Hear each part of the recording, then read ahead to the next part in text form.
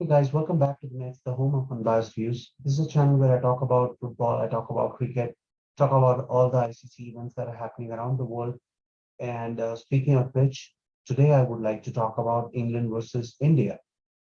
Before I go anywhere, if you have seen me so far, if you like the content that I have presented, please hit the like button, hit the subscribe button, give me a shout out. If you do not like it, leave a comment. I will be glad to work on it. So, speaking of cricket, a match much hype, the start of a new World Test Championship. Um, India had come off of a World Test Championship where the bowling unit failed miserably after a long time, and it was I would say bowling as well as batting had failed, and there was some shaky confidence that was going on in the back among the fans and the spectators that maybe the hype has gone down and India is not really performing outside as they had in the past. But that being said, India lost the toss on a wicket that we knew would be green, the wicket that we knew we would swing. And there were tweets from Michael Vaughan, there were tweets from all the ex-players saying there is grass on the pitch. So we had taken it for granted that the pitch would swing. So team selection, it was a surprise that Bumrah was in. I was of the opinion that Bumrah might sit out considering his current form, but Kohli sprung a surprise. He kept Bumrah in. He sat out Ishant, and he also sat out Ashwin. KL Rahul got his chance. Uh, he opens up with Rohit, but we'll get to that eventually. So losing the toss, England decided to bat, and it was a start that India would have wanted. They got Rory Burns in the very first over, and after that, it was a little bit of rebuilding effort where the ball was moving and England was extremely cautious. And after a while, a set partnership in, and all of a sudden, India gets another wicket with Siraj. Now, Siraj has been a surprise package. Again, Siraj was among wickets in the past, but this is not the kind of pitch that Siraj would have liked. Nonetheless, Siraj was chosen. Virat Kohli had shown him his confidence, and with the Duke ball, Siraj was able to move it in. And kudos to Rishabh Pant for taking a nice review and getting a caught behind. After that was the Joe Root show, and Joe Root looks like a batsman on a different level altogether. He seems like he has all the shots in the book. He is tailor made to play on any kind of track, any kind of pitch, and he just goes from strength to strength. Joe Root seemed like he was dominating the bowlers. He was in complete control throughout his innings, and he was joined by Bairstow, who made a beautiful partnership with Joe Root, and they eventually managed to put I think 80 odd runs in the partnership. And once that wicket was gone, it was just a cycle stand, as Sidhu would have said. But from 158 for three, taking them all out for 183, it was the Jasprit Bumrah show. Jasprit Bumrah, we should say that was a different bowler in the second inning as opposed to the first inning. I mean, the second spell as opposed to the first spell. Shami was Shami seemed a little bit unlucky, moving the ball a little bit, just a little bit like he does, and he seemed unlucky at times.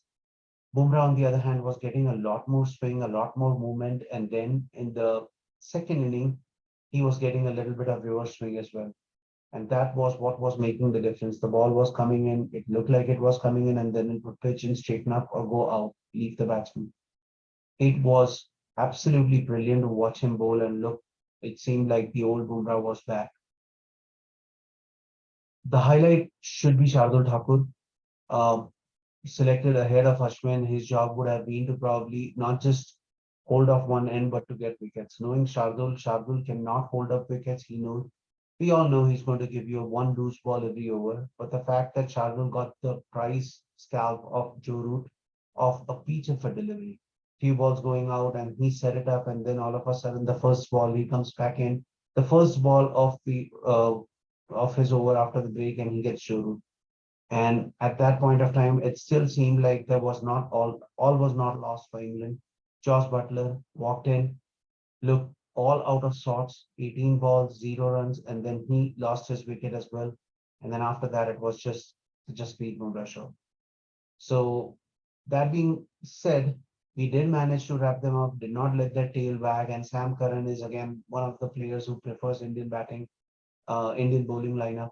So he managed to wiggle his tail a little bit. And just when we thought that he might again hit a few more lusty blows, Sam Curran was gone, which brought in the Indian openers. And now this is the scariest part if you were an Indian fan and if you have been watching them for a while. But the way these two batsmen showed an intent. KL Rahul looked like he was here to stay. Rohit Sharma looked like even he was wanting to capitalize. He was trying to learn from his past mistakes. And that is all that you can ask from Rohit. You always see him playing that amazing inning, and then all of a sudden, out of nowhere, you see Rohit losing his wicket. But today he seemed like he was wanting to see those last few hours. He was trying really hard to leave the balls. And so far, both Broad and Anderson have not really looked that lethal. It was Ollie Robinson who had that one odd delivery bringing in, which was giving putting Rohit into a little bit of discomfort. But again, tomorrow will be a different ball game altogether. The ball it's supposed to be overcast.